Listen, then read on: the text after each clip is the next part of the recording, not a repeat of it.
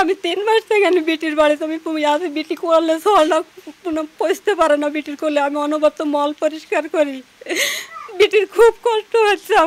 আমার একটাই সওয়াল, আমার খুব কষ্ট হচ্ছে। ডাক্তারের একটা ভুল চিকিৎসার জন্য আমার এরকম একটা অবস্থা হয়েছে। তা আমি চাই যে ডাক্তারের শাস্তি, যে আর্জেন্ট কোনো লোক মানে রোগী যায় কোনো ভোগান্তিতে না পড়ে। রাজশাহীর নওদাপাড়া ইসলামী ব্যাংক মেডিকেল কলেজ হাসপাতালের চিকিৎসক সুলতানা নাজনীন রিতার ভুল চিকিৎসায় 2 প্রসূতির মৃত্যুর ঘটনার পর এবার এক প্রসূতির সিজারিয়ানের করার পর পেটে গজ রেখে সেলাইয়ের অভিযোগ উঠেছে। ওই প্রসূতির নাম শারমিন আক্তার। ভুক্তভোগীর স্বজনরা জানান, গত বছরের 13 সেপ্টেম্বর প্রসব বেদনা নিয়ে রাজশাহীর নওদাপাড়া ইসলামী ব্যাংক মেডিকেল কলেজ হাসপাতালে ভর্তি হন শারমিন আক্তার। সেদিনই সুলতানা নাজনীন রিতা তার সিজারিয়ান করলে ফুটফুটে শিশু সন্তান জন্ম নেয়। এ ঘটনার 4 মাস পর থেকে শারমিনের পেটে অসহ্য যন্ত্রণা শুরু হয়। পরে অন্য ক্লিনিকে পরীক্ষা নিরীক্ষার পর জানতে পারেন পেটে গজ রেখে সেলাই করায় একটি নারী পচে যাওয়ার উপক্রম হয়েছে।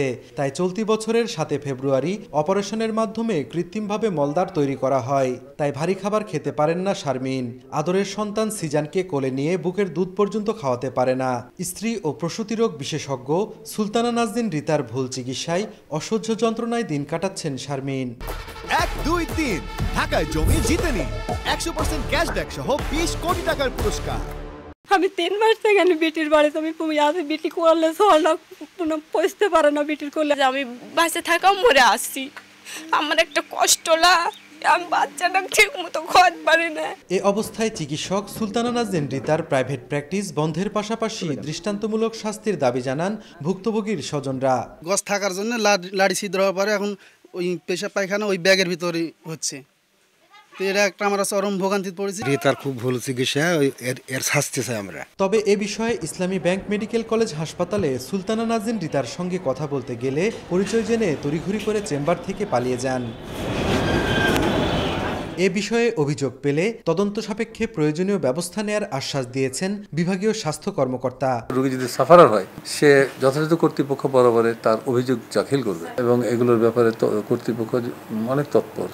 তার এই ধরনের অভিযোগের যথাযথ তদন্ত করে ব্যবস্থা নিয়ে থাকেন। শারমিন আক্তারের স্বামী আশরাফুল আলমের বাড়ি রাজশাহীর দুর্গাপুর উপজেলার সুখানদিঘি গ্রামে। সাইফুর রহমান রকি, সময় সংবাদ, রাজশাহী।